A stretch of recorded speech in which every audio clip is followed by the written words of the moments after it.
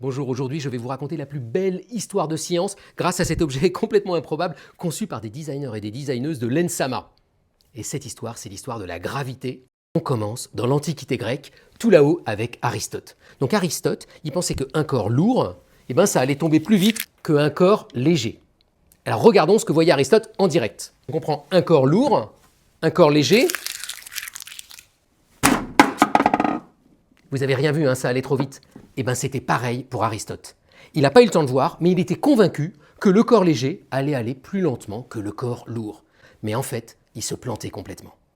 Et on arrive dans la Renaissance italienne, XVIe siècle, on est vers Pise et Galilée entre en scène. Les deux corps, le petit et le gros, sont tombés de la même manière. La chute des corps ne dépend pas de leur masse. Galilée va le mesurer scientifiquement et il va falloir attendre 100 ans pour avoir l'explication de ce phénomène. Arrive Newton. Newton a cette intuition géniale de réunir les deux grands mystères de l'époque, la chute des corps indépendants de la masse et la gravitation des astres là-haut dans l'espace, les lois de Kepler.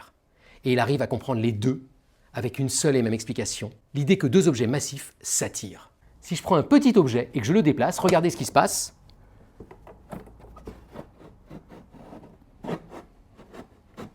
Pas grand-chose. Il attire un tout petit peu les objets roses derrière lui, mais pas vraiment. Si je prends un gros objet maintenant et que je le déplace,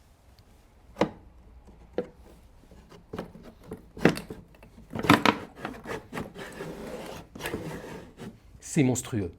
En fait, Newton dit qu'il y a une force, la force de gravitation, qui attire les masses entre elles. Et c'est ça qui fait que nous, on est attirés vers le sol, c'est la masse de la Terre qui nous attire. Et là, on se dit, c'est bon, on a compris enfin la mécanique et la gravité des objets qui s'attirent entre eux à travers une force gravitationnelle. Mais en fait, on se plante et la personne qui va nous le dire, c'est Einstein en 1915. La gravité, ça n'est pas une force, c'est une courbure de l'espace-temps.